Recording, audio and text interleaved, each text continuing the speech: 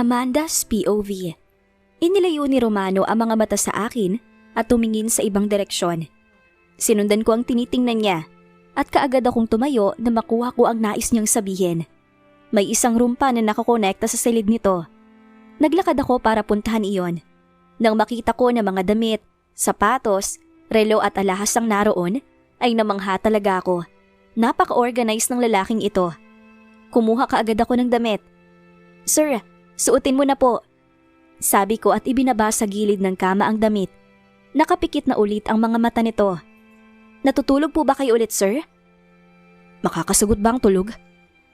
Kahit mahina ay narinig ko ang sinabi nito.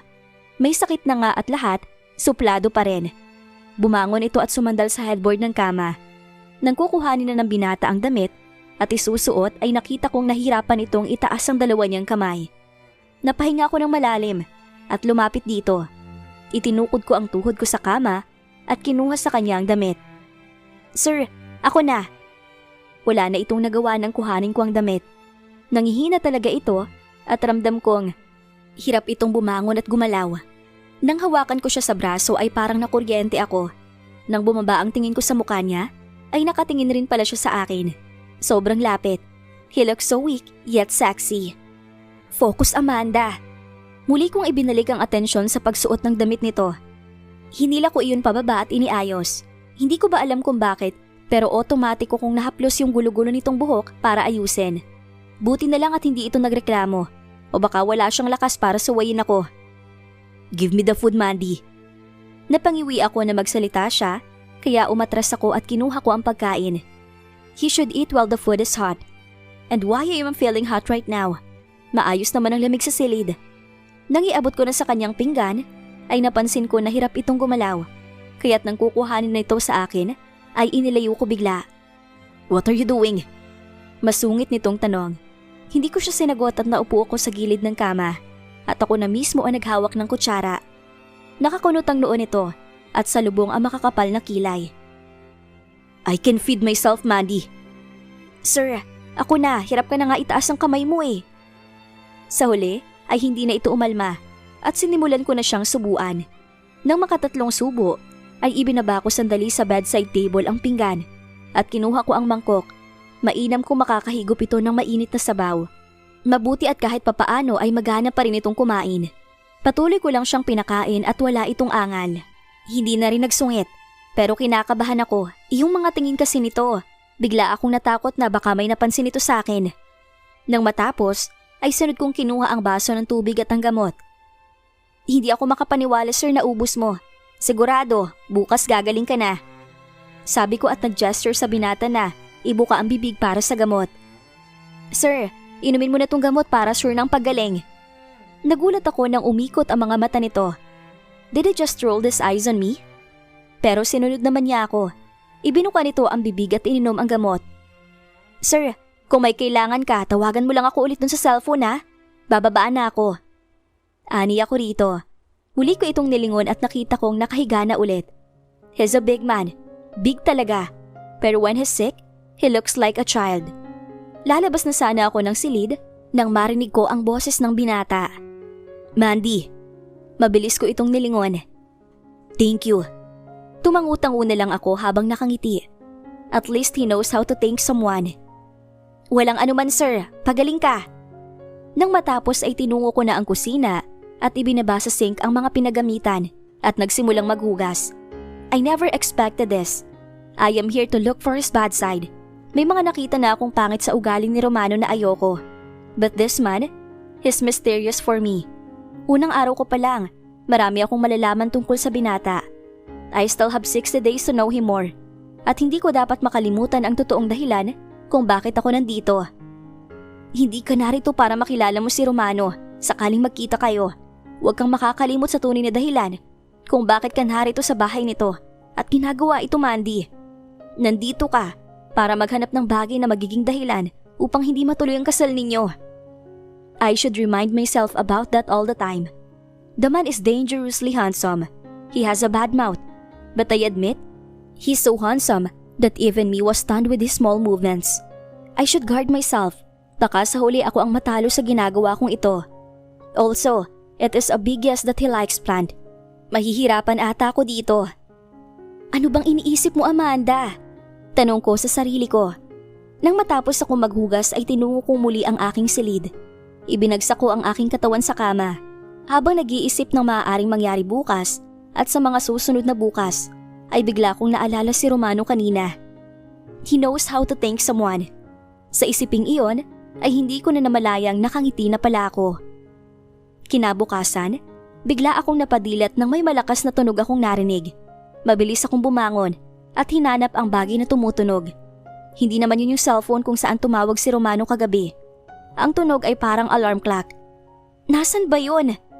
Nang tumingala ako ay nakita ko nang tumutunog. Napabuntong hininga na lang ako. Kitang-kita ko ang oras. Mukhang may alarm ang mga katulong dito sa bawat kwarto. 5:00 na pala. Mas maaga ito sa gising ko. Tuwing 6:00 kasi ako nagigising sa mismong bahay ko. Tapos 8:00 naman ako pumupunta sa flower shop ko para mag-ayos ng mga bulaklak. Mabilis ko na lang tinungo ang banyo at naghilamos. Habang nagpupunas ako ng muka, ay naalala ko ang nangyari kagabi. Kamusta na kaya si Romano? May sakit pa rin kaya? Mukhang kawawa pag may sakit. Pag wala naman, ay mukhang galit sa mundo ang hitsura. Huminga ako ng malalim at nagsimula na mag-toothbrush. Kailangan ko nang magayak dahil tiyak na gising na rin si Manang Celia. Pupuntahan ko pa kaya si Romano sa kwarto nito? Tanong ko. Nang kinuha ko ang tuwalya ay nakita ko ang cellphone. Pero kung may kailangan naman yon, ay tiyak na tatawag ito ulit. 30 minuto ako nag-aayos. Binilisan ko na dahil baka naghihintay na sa akin si Manang sa baba. Time check, 5:35 a.m. Nang masiguro ko na maayos na ang aking itsura, ay lalabas na sana ako. Ngunit naramdaman ko na parang may kulang. Bumalik ako at muling tumingin sa salamin. Napakunot na lang ako at tiningnan ang aking sarili. Naka-long sleeve naman ako, nakasapatos rin. Okay na ang fake bangs ko, pati ang freckles. Ano ang kulang? Napasinghap ako na mapagtanto kung ano ang wala. OMG! Ang nunal! Kinakabahan na hinanap ko sa paligid iyong nunal ko. Nasaan na yun? Saan napunta? Holy! Naikabit ko ba kagabi? Amanda! Kastigo ko sa sarili. Nang marinig ko kasi ang tunog ng cellphone ay nagmamadali akong lumabas ng banyo. Hindi ko ata naikabit kagabi ang nunal ko noong pumunta ako sa silid ni Romano. Napansin kaya ng binata? Nasaan na yun? Mabilis kong tinungo ang banyo at hinanap ang nunal ko. Pero nagulat ako na makita ito sa gilid na nakapatong sa damit na pinagpalitan ko kagabi. Oh my gosh!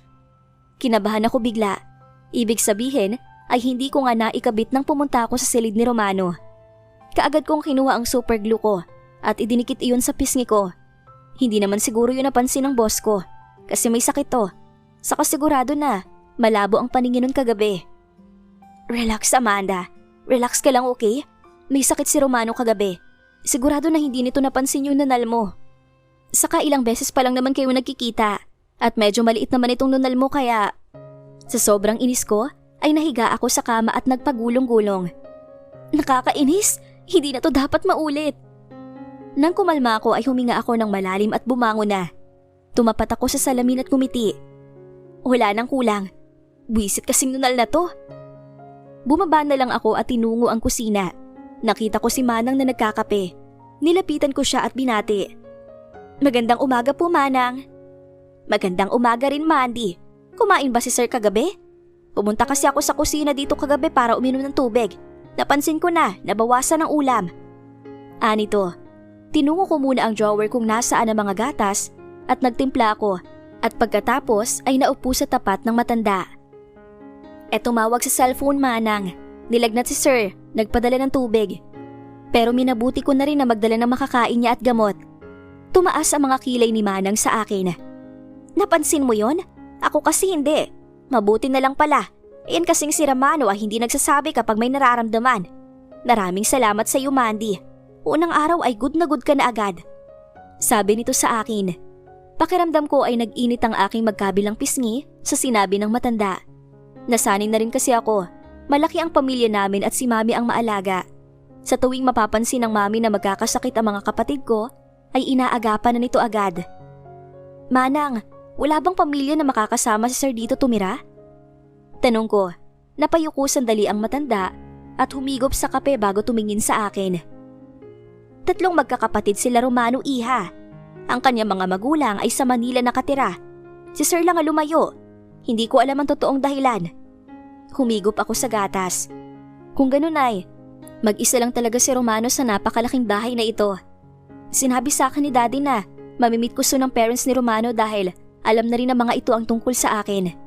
Mabilis talagang kumilo si Dad, ni hindi ko nalaman na may intensyon itong maghanap ng lalaki para sa akin. Also, he manipulated me with his words. Kakainis. Nang matapos kaming uminom ng kape, ay nagpresenta na akong maghuhugas. Sinabi ko na rin sa matanda na ako nang magluluto ng agahan. Naiwan ako mag-isa sa kusina at si Manang naman ay nagpaalam na magdadala ng kape sa mga guard. Nagpa siya ako magluto ng itlog, hotdog at bacon. Iyong kanin kagabi na tira ay isasangag ko. Sabi sa akin ni Manang, kahit hindi sila sigurado kung kakain si Sir, ay kailangan pa rin na palaging may pagkain kung sakaling maisipan nito na kumain. Nang matapos ako magluto, ay napatingin-tingin ako sa gilid ko. Iniisip kung gising na ba yung si Romano o tulog pa rin at masama ang pakiramdam. Minabuti kong ilagay sa island counter ang mga niluto ko. Dito kasi kumain kahapon si Romano. Mukhang mas gusto nito dito kaysa sa lamesa. Where's Manang? Ay palaka! Napapikit ako ng mariin nang bigla kong marinig ang boses nito. Mabilis akong lumingon. Nakaitim na t-shirt pa rin ito at pang-ibaba ay kulay itim na sweatpants. Mukhang nagpalit ito kagabi ng sweatpants nito. Nasa labas po, sir. Nagdala ng kape sa mga guard. Tinitigan ko ito habang umiinom ng gatas na kinuha sa ref. Humarap si Romano sa akin habang umiinom, habang ang kanyang mga mata ay nakatingin sa akin. Nang gumilid ang mukha nito at magsalubong ang makakapal na kilay, ay napangawi ako. Sir, bakit po? Tanong ko. Ibinaba nito ang gatas at lumapit. Napaatras na lang ako nang dumukwang ito sa akin. Nakabend na ako sa sobrang lapit ng mukha nito. May tinitingnan siya sa mukha ko. May nunal ka ba talaga dyan?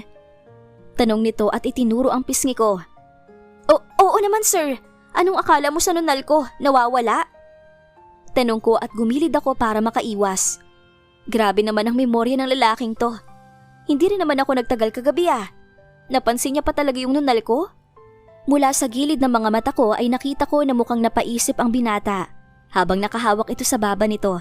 Nang tingnan niya akong muli ay muli akong lumayo. Sabihin mo na lang kay Manang na bukas ako uuwi. Pagkasabi niya noon ay tumalikod na siya sa akin. Ako naman ay humakbang. Nabigla ako sa sinabi nito. Sir, saan po kayo pupunta? Napahinto ito at nilingon niya ako. Why? Oo nga, bakit ko ba tinatanong? Kaagad ako nag-isip ng dahilan. Nang maalala ko si Manang ay ito na lang ay dinahilan ko. Baka lang po itanong ni Manang para alam ko rin po ang sasabihin ko. Ani ako rito. Hindi nagtatanong si Manang kung saan ako pumupunta, Mandy. Basta't sabihin mo sa kanya na hindi ako uuwi ngayong gabi. Bukas ng uwi ko. Tumalikod na siya at umakyat.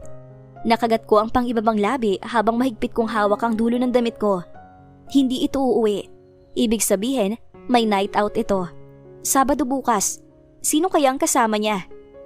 Malalaman ko rin kung may girlfriend ka o kung marami kang babae Romano. Makikita mo. Mandy, bumaba na ba si sir? Nilingon ko si Manang Celia habang daladala na nito ang mga tasa na pinag-inuman ng mga guard. Kinuha ko yon sa kanya at inilagay sa sink at nagsimula akong maghugas. Pangalawang araw ko na dito, kaso mukhang lilipas ang araw na to nang wala akong malalaman dahil bukod sa maghapon sa opisina si Romano, ay hindi pa ito uuwi ngayong gabi. Opo Manang, pinapasabi po pula ni sir na hindi daw siya uuwi mamaya. Bukas na raw po. Sambit ko sa kanya. Mabilis naman itong tumango. Mandy, hindi ba kumain si sir? Hindi po eh. Wala rin sinabi kong kakain. Kumuha ng Tupperware si Manang at nilagyan niya iyon. Kapag hindi nag-agahan dito si sir, ibig sabihin sa opisina na. Kailangan lang napabaunan siya. Sagot nito. Napabilog ang mga labi ko. Ganun pala. Nang maalala ko na nagkasakit kagabi si Romano, ay muli akong tumingin sa matanda. Lumapit ako sa kanya habang inaayos nito ang paglalagay ng mga pagkain sa Tupperware. Papasok po ba si sir sa opisina ngayon? Kasi nagkasakit po siya kagabi eh. Baka mabinat siya.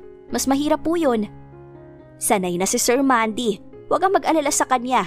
Minsan nga pumapasok pa yun ng may sakit. Siguro iyong kagabi ay hindi lang talaga nito kinaya. Pasaway pala si Romano. Naupo na lang ako at pinanood si Manang. Pero in fairness hindi maarte si Romano. Kinakain niya talagang mga to. Nang maalala ko ang sinabi ng binata na hindi ito uuwi, ay nagsalumbaba ako. Saan kaya pupunta yung boss amo ko na yon? Mukhang hanggang mamaya iisipin ko ito ng iisipin. Manang, may ideya ka kung saan pupunta si sir?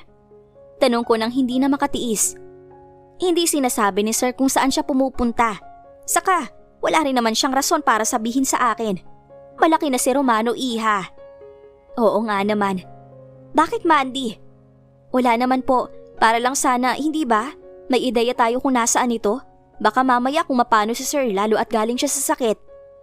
Pero ang totoo talaga, gustong malaman kay Manang at marinig ng babae ang kikitain ni Romano. Binata iyong si sir, maraming pinupuntahan pag walang trabaho. Tuwing weekend, expect ko na yun, Mandy. Siguro naman may ideya ka kung anong ginagawa ng mga binata. Nagsasaya, Manang? Nagbabar? Mga babae? Tanong ko, tumawa lang ito. Mayaman si Romano, gwapo, maraming babae nagpapapansin sa kanya, iha. Babae ang talagang lumalapit. Kita mo nga dito sa bahay, nag-a-apply pa nakatulong. Hindi malayo na, babae ang dahilan. Paliwanag pa nito. Sinasabi ko na nga ba, may babae nga ito, o baka naman may girlfriend na to. Kaso bakit kumpiyansa si daddy? Hindi kaya niloloko niya si daddy? Pero kailangan kong malaman yon, kaya nga ako nandito eh. Lumipas ang oras ay 7:00 na ng umaga. Naglilinis ako sa sala nang makita kong naka-office suit na si Romano. Habang pababa ng hagdan, napatigil ako sa pagpupunas ng mga gamit sa sala at napatingin na lang sa binata. Ang gwapo nga, kaso pasensya ka na, ayoko talaga magpakasal. Mas gusto kong mamuhay ng malaya kasama ang mga anak ko. Manang, I'm going now. Where's my breakfast? Tawag ni Romano sa matanda. Ako na ang lumapit sa kanya. Ibinilin kasi sa akin ni Manang na kapag bumaba na si Romano, ay ibigay ko yung breakfast nito. Sir, nasa rooftop si Manang, naglilinis. Ito yung breakfast mo. Ani ako rito. Isa kapag nakaranas kayo ulit sir ng pangangati ng lalamunan at pagsama ng pakiramdam, ay may gamot dyan. Inumin mo agad sir pagkakain para hindi lumala at maging katulad ng kagabi. Kinuha na nito ang paper bag pero hindi ito nagsalita. Mariin lang itong nakatingin sa akin. Sinusuri na naman niya ata ang mukha ko. Nang lumalim ang tingin nito, ay napaatras ako. Ano na naman bang trip ng lalaking to? Nababahala ako dyan sa nunal mo. Yun lang ang sinabi nito at nilagpasan na ako.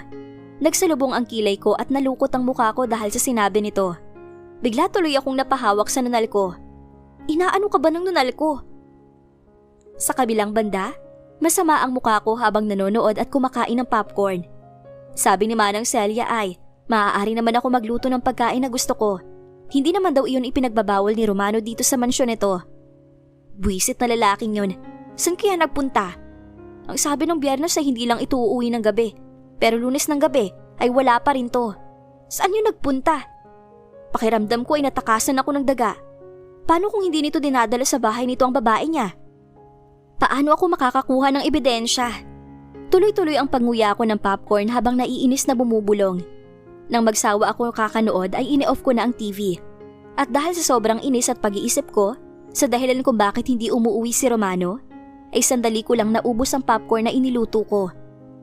Kapag nagpatuloy na mawawala ito palagi ng ilang araw, ay mauubos ang 2 buwan ko nang walang nalalaman. Nakakainis? Saan naman kaya yun nagpunta? Anong ibinubulong mo, Mandy? Bigla akong napalingon nang marinig si Manang. Nginitian ko siya at ibinilik ang aking paningin sa paghuhugas. Buti pala hindi malakas yung boses ko. Nakakatakot rin minsan itong si Manang Celia. Dumarating na walang tunog, kahit yabag wala. Tapos magugulat ka na lang, maririnig mo na lang bigla yung boses niya. Wala po. Ano pong gusto niyong hapunan natin? Tanong ko na lang para mailayo ang usapan. Magchi-chicken curry ako, nak. Pahinga ka na lang. O di kaya ay maligo kung gusto mo. Mainit pa naman ang panahon ngayon. Ako na magluluto ng hapunan natin. Ani pa nito. Napangiti ako at pinagsalikop ang aking mga kamay. Bait ni Manang. Pero tama ito. Nakakapagod rin kasi ang maghapon na ito para sa akin. Dahil 2 lang kami ni Manang nakatulong, ay kami lang ang naglilinis ng lahat ng lugar sa mansyon.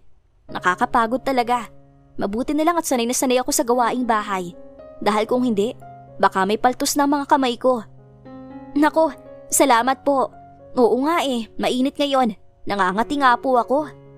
Nang makakuha ang matanda ng manok at mga kakailanganin nito, ay naroon pa rin ako. Maligo ka kaya sa pool, iha? Mukhang hindi rin naman uuwi si Romano ngayong gabi. Alas 8 na Madilim na rin. Madalas hanggang alas 7 lang ito sa labas. Sa tingin ko ay hindi na ito uuwi. Nagningning ang mga mata ko sa sinabi ni Manang. Mas mawawala ang init na nararamdaman ko kung maliligo nga ako sa pool. Kailangan kong magbabad. Saka namimiss ko na rin mag-swimming. Pwede kaya po? Marunong naman akong lumangoy. Mabilis akong nilingon ng matanda. Kasi laking ilog ako Alam mo naman sa mga probinsya maraming ilog. Dagdag ko. Oo, ayos lang yan, iha. Sabi ko nga, walang masyadong patakaran si Romano. At hindi rin ito mahigpit. Basta't ginagawa ng mga katulong niya ng maayos ang trabaho. Sige, maligo ka na. Isang oras ay nakahanda na ang pagkain. Ngiti-ngiti akong tumango at kaagad na tinungo ang aking silid. Tinitingnan ko kung may dala akong panligo. Pero ang tanda ko ay puro mahahabang kasuotan ng dala ko. Tapos iyong undies ko pa ay Hello Kitty ang print. Bakit ba kasi bumili ako nun? As if namang ipapakita ko kay Romano ang undies ko para maniwala itong mahirap ako. Minsan, hindi rin ako nag-iisip at mahina ang takbo ng isip ko. Ay, may dala nga ako! Kinuha ko ang black two-piece na nasa pinakadulo ng drawer at tinitigan iyon. Mukhang ito na lang ang swimsuit na dala ko. Yung iba kasi puro undies na Hello Kitty print. Tas yung mga pang-itaas naman, nabili ko sa Tiangge. Sabi naman ni Manang Celia ay mukhang hindi uuwi si Romano. Ayos to, kahit sandali ay makalangoy ako sa pool. Nang maisuot ko ang two-piece ay kinuha ko naman ang itim na pajama at isinuot iyon. Nag-t-shirt rin ako para doon ko nalang tatanggalin sa pool. Madilim na doon, saka sabi ni Manang, alas 10 ang ikot ng mga guard sa buong mansyon. Malaya ako. Nakasampay sa balikat ko ang aking tuwalya habang pababa ng hagdan. Hindi na ako nag-abala na itago ang aking mga braso dahil ang matanda lang naman ang narito. Saka may ideya naman na ito sa kulay ko dahil sa mga kamay ko na napansin ito. Manang, sandali lang po ako. Sabi ko sa kanya. Ngumiti lang ito at nag-thumbs up. Nang makalabas ako ng mansyon, ay naglakad ako papunta sa pool. Mga 3 minutong paglalakad bago ako makarating. Nasa tapat iyon ng rooftop. I giggled when I saw the pool. Ibinaba ko sa gilid ang tuwalya na dala ko at tinanggal ko ang t-shirt na suot at ang pajama. Bago yun ay tinanggal ko rin ang nunal ko. Wala akong ekstrang nunal na dala. Paano kung mawala ito sa pool? Napakahirap nitong hanapin. Kailangan ko pa naman pangalagaan ang nunal ko ngayon dahil ito ang unang napansin ni Romano. Hindi lang isang beses, kung hindi 2 pa. Nang maalis ko na ang t-shirt at pajama, ay tumalon kaagad ako sa pool. OMG, ito ang buhay! Sa totoo lang, nahihirapan na ako. Pero kailangan kong tiisin kasi 4 na araw pa lang naman. Para naman ito sa buhay na inaasam ko. Tiyak na hindi ako pakikinggan ni Daddy. Kapag ang dahilan ko lang, kaya ayoko sa ugaling ni Romano ay dahil masungit ito. Madalas magtanggal ng damit at nagmumura pa. Baka pagtawanan pa ako ni Dad kapag nagkataon. Maya-maya pa ay sumisid ako sa ilalim. Bata pa lang sinali na ako na lumangoy. Kaya't walang problema sa akin ang lalim ng pool na ito. Habang nasa gitna ako ng pool, ay napakaraming pumapasok sa isipan ko sa 3 araw na hindi umuwi si Romano. Maaaring may girlfriend talaga ito at naroon ngayon ang binata. Gumagawa sila ng himala kasi weekend. Tama naman kasi si Manang. Gwapo na mayaman pa si Romano. Saka, naniniwala ako na may tinatagpo iyon. Ilang taon na ba siya? At sigurado na hindi naman ito seseryosohin ang sinabi ni Daddy. Maghahanap at maghahanap ito ng babaeng pagrarausan ito. Gusto ng mga lalaki ang makipagsalo. Nag-floating na lang ako at tumingin sa mga bituin sa taas. Napakaganda ng pwesto ng pool na ito. Kitang-kita ang maraming bituin. Kayanin ko kaya ang 2 buwan? May makikita at malalaman ba ako na magagamit ko para hindi matuloy ang nais ni Dad na kasal? Napabuntong hininga ako at ipinikit sandali ang aking mga mata para namnamin ng sandali. Pinapawi talaga ng lamig ng tubig sa pool ang init na nararamdaman ko. Miss na miss ko ng mga alaga ko.